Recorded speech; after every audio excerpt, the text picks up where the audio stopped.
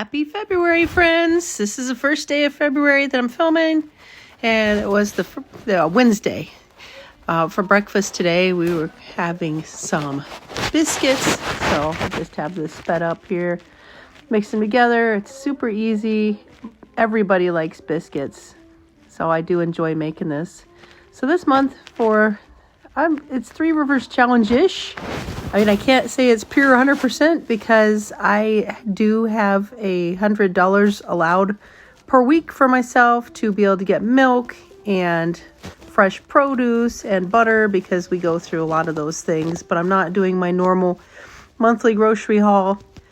So we are working out of our pantry mostly. However, I know that I need to supplement some fresh things on the side. So here I'm just making my double batch of biscuits. These are going to go into a hot oven, and everybody's going to have these with some jam. I have some apple pie jam, some rhubarb preserves, and I don't remember what the third one was. Oh yeah, it was wild rose jelly. And then some of the kids wanted eggs, so we always provide that as well for any additional protein that we can get on them. Some of them, like this adorable little bird right here, are more picky. So it's a little bit of a challenge getting extra protein into them. Whenever she wants extra meat or anything like that, she definitely gets all that she wants. And you would be amazed at how much meat that little cutie can pack away. Mr. Leafy here is having some wild rose jam from roses we foraged this last summer on his. And he likes to have his sunny side down eggs. And he's a happy little Leafy. He's a sweet boy. And then Mr. Magnus here is just getting his biscuit with some, I don't see which jam it is. I don't remember. It was a long time ago, last Wednesday, you know. Ooh, apple pie jam.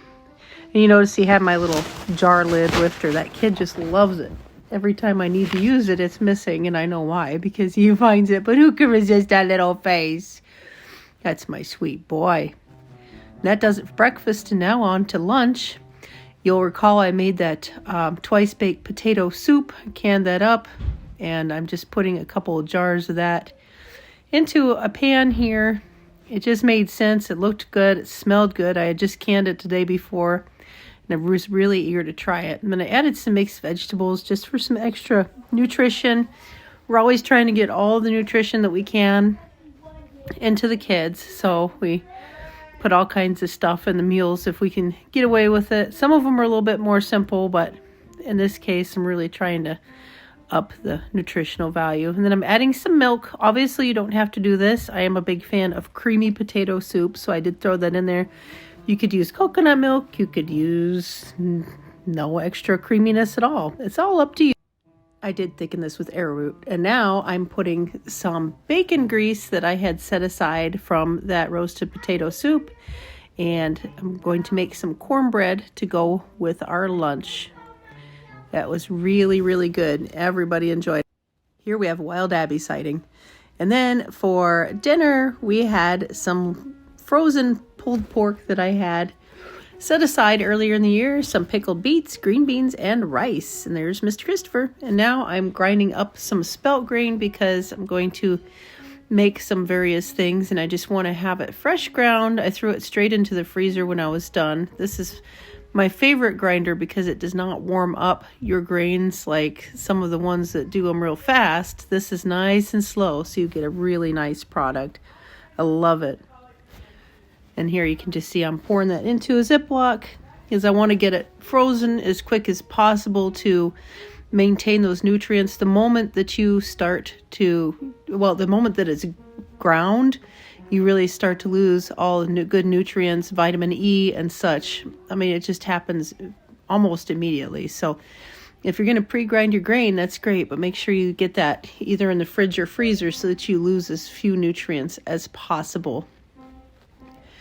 I really like doing it this way because the grinder is loud, so it's good to get it done. And then I'm also going to make some crispy nuts.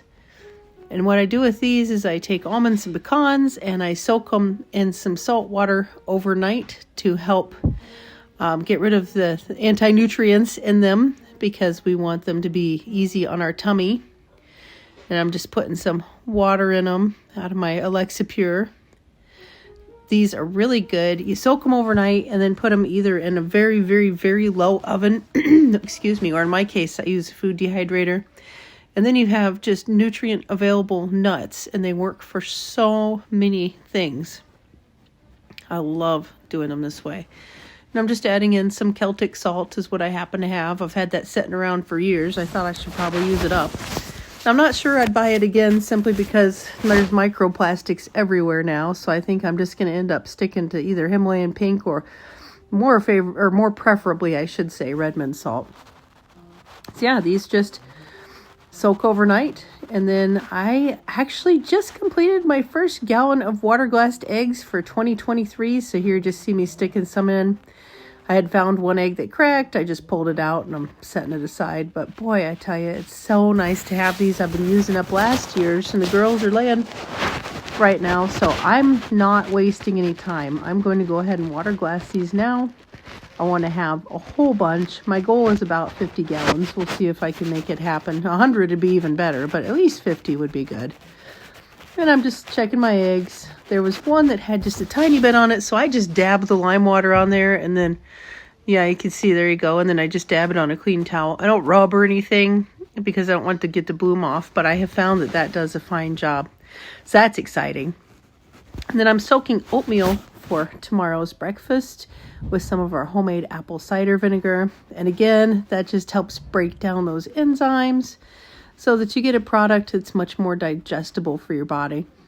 And the next morning, Mr. Magnus is having that with some mixed frozen berries. He likes that. And then here are my nuts going into the dehydrator. And those are so nice. And then this is not something I'm super proud of, but we had some tater tots and just some various things. I call it scratch and peck, and the kids really enjoy those. So it's a pretty rare treat these days. There's Mr. Leif and Miss Astrid. And then Ben has some of those lemon drummies that I had done in a video for you last month with some broccoli and some rice. He likes my cooking, which is good. And then there's some accompaniments for that, some jalapenos and such. And here's the next morning, Abigail is making pizza omelets. Those are absolutely delicious. So I didn't even have to worry about it. Look at that. Isn't that wonderful?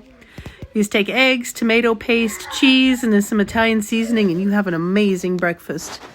Next up, we have what I like to call hoo hash. So this is some leftover sausage, potatoes, cheese, salsa. We have beautiful avocados right now, so I added those in there. So that was our lunch, and it worked out really well. Everybody actually really liked that. And then this next part, it's pizza. I totally forgot to film it. So pizza, and then we have some tangerines. And this is the produce that I bought for the week. Some salad mix and some broccoli. We've got some carrots in there, some mushrooms. I like having some fresh produce around. So there you go. There's a few things that we bought. And then I am making some almond cookies with those crispy nuts. I ground down the almonds until they were just a flour, and then I'm adding arrowroot and some other ingredients. And this is a recipe from Nourishing Traditions cookbook. I really wanted to try it and see what it was like.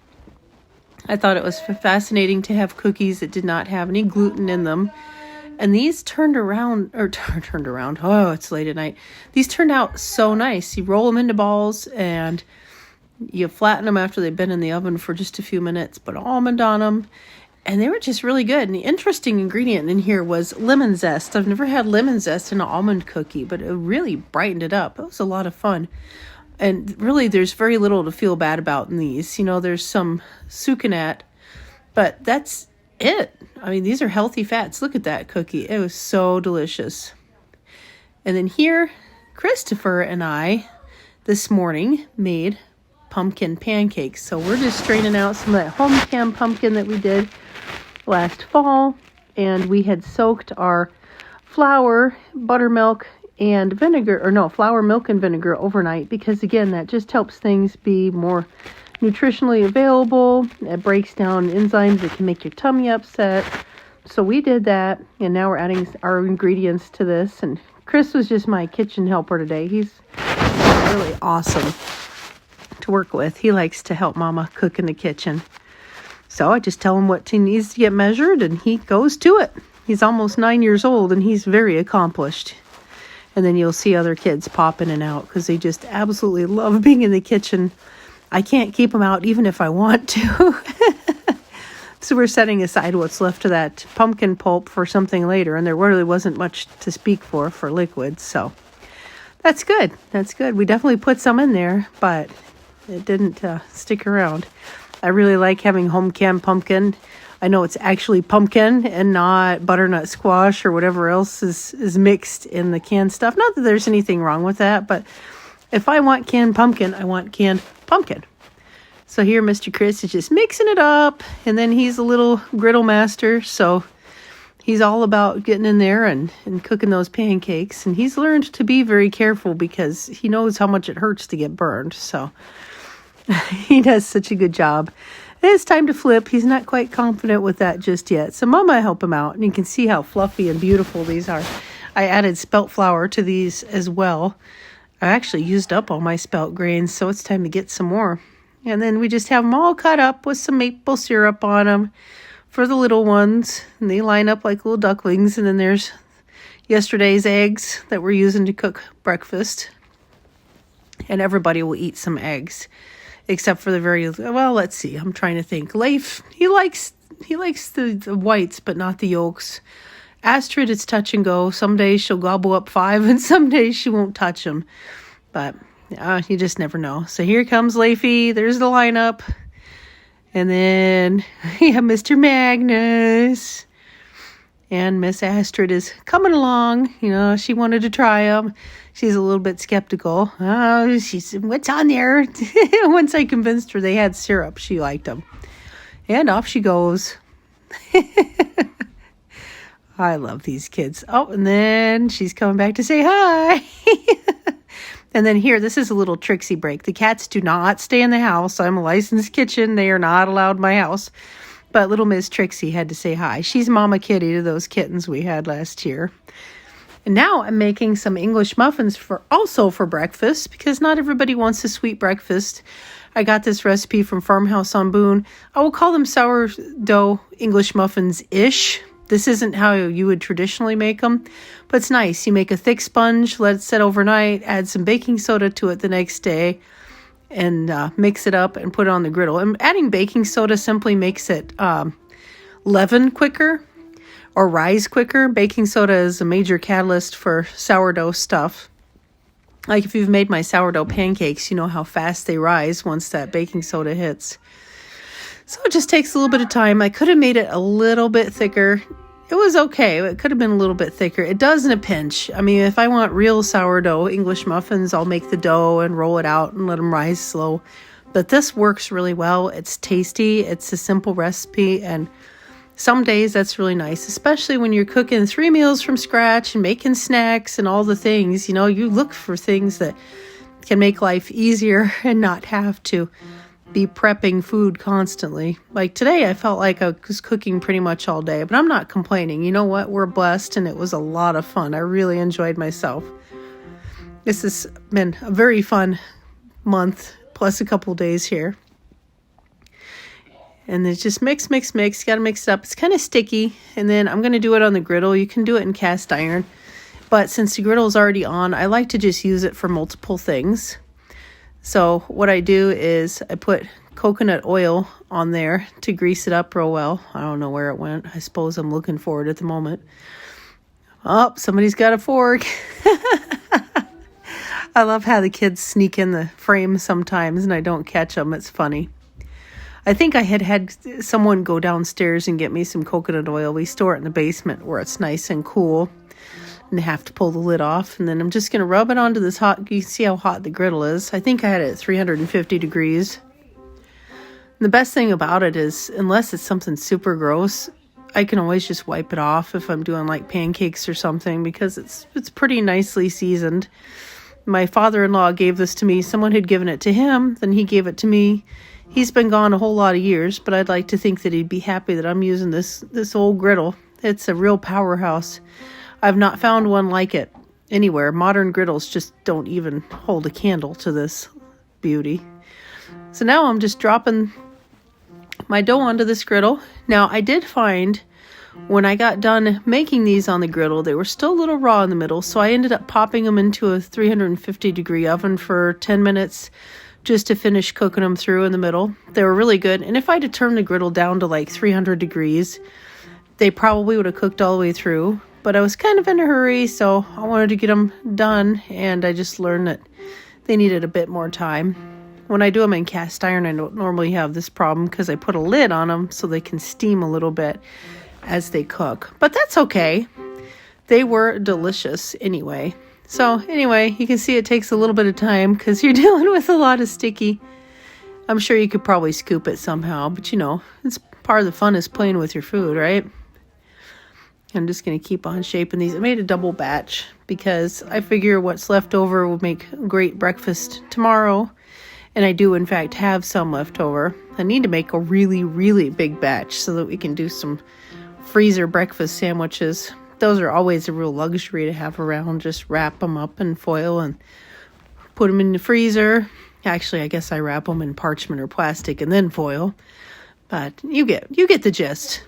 You get the gist. And the children have discovered that I'm hiding in my bedroom. So they're trying to come in, but I've locked them out. So I think we're safe for a few more minutes. Voiceover time is not the time to have a bunch of kids crawling on mama. So anyway, I'm just getting these a cooking, and they just sit there and do their thing. So this is how they look when they're all done. They're beautiful. And I got to tell you, it's harder than one would think to split open an English muffin with one hand. I had no idea. We're getting through it. We're getting through it, by golly. You can see a couple little yellow pockets there. That's what happens when the baking soda doesn't completely incorporate.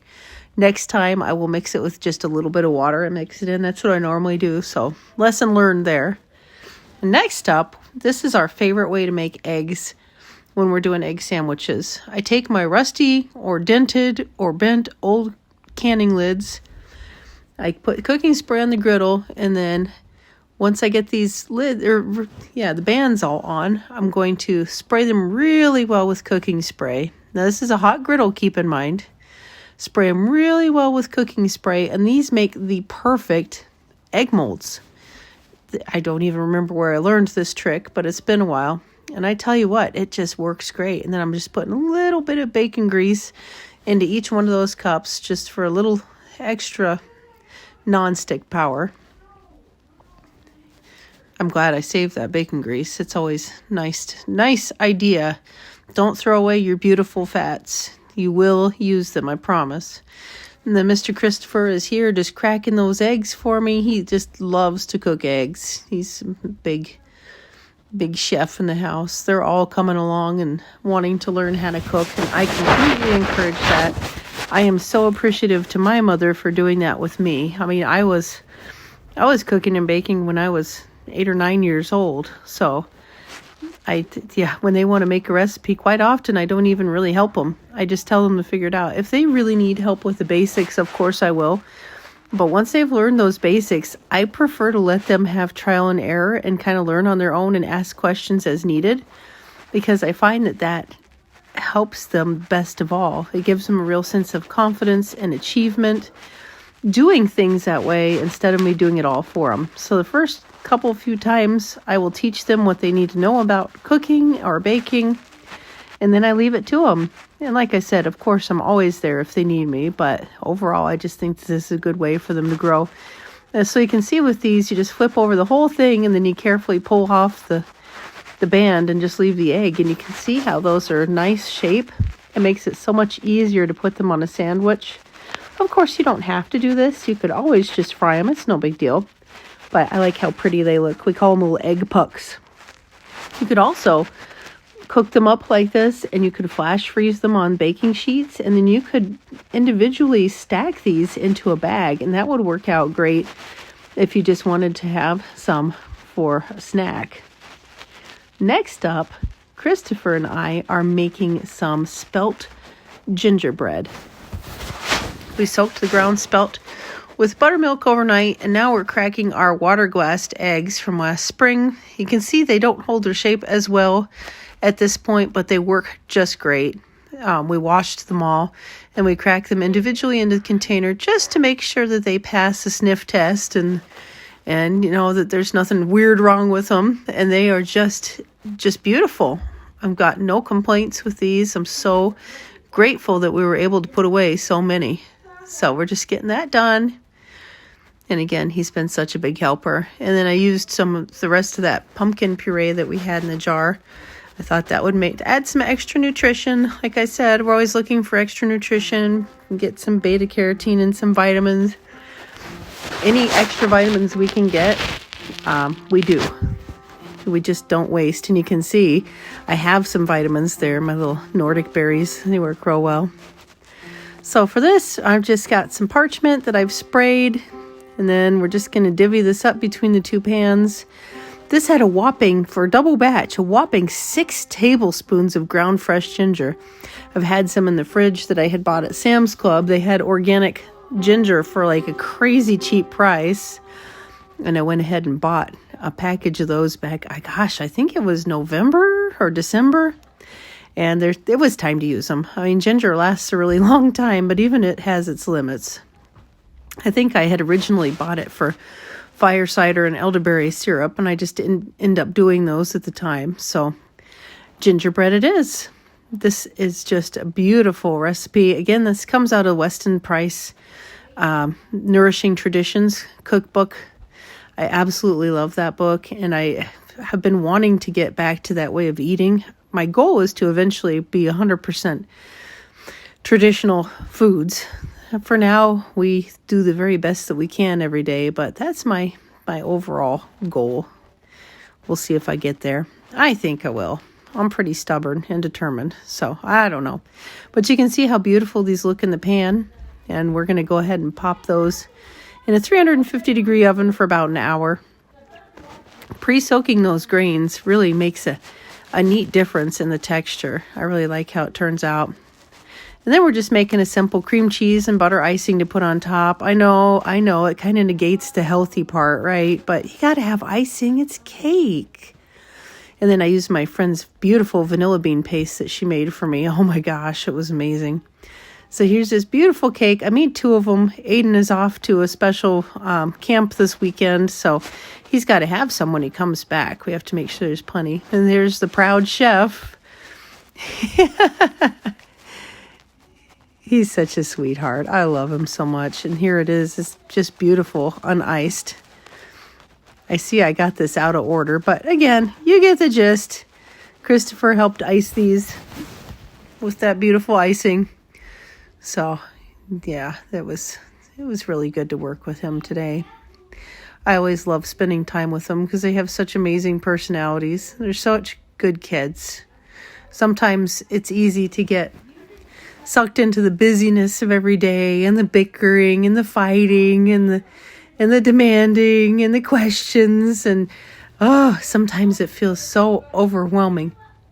But then these beautiful people remind you every day of how precious they are. And I just love it. I'm very much feeling Aiden not being here with us. It's just the strangest thing. I very much miss having my little Aiden here. So the family doesn't quite feel complete. I don't know what I'm going to do when Ben leaves. He is 18. All right, Leify loves that. Yeah. Astrid is a bit more skeptical and reserved about these things. She's just not sure. But she's eating it, so that means she likes it. And then Leif came over. He's getting in her face. She tried to lick him. All right, and then I am going to make some refried beans. This is lard that you see. If you've ever had refried beans, you know that it is a requirement. You must have lard. Lard is important. And this was the refried bean starters that I canned up a while back. I believe I made a video on this. I just let it simmer for a while while I was working on other ingredients. And then we had some beautiful corn tortilla quesadillas with some pickled jalapenos, salsa, and queso fresco. And then for the last meal, tonight's dinner, I made a huge 18-quart pot of chili. I got this, I bought a new pot for myself. It was a whopping $29. I added a special ingredient, and that is tongue. I had a beef tongue. I cooked that up in the Instant Pot with some chicken broth that had onion in it for, I think it was an hour and a half, and it turned out so beautiful and tender, and I could not believe how buttery it was. I love lengua tacos, and this lengua meat is no exception. It is just delicious. So that is going into the chili, and I'm actually going to can up a bunch of that tonight. That's just a real luxury, having any meal in a jar ready to go. And here it is with all the condiments: avocado, raw onion, some crema, some cheese. And then there's corn chips for whoever wants them. And I had also made some cornbread. This is just a delicious, soothing meal. Here's the crema I like to buy. And of course, our beautiful. Thanks for joining us this week. We'll see you next time here at the homestead.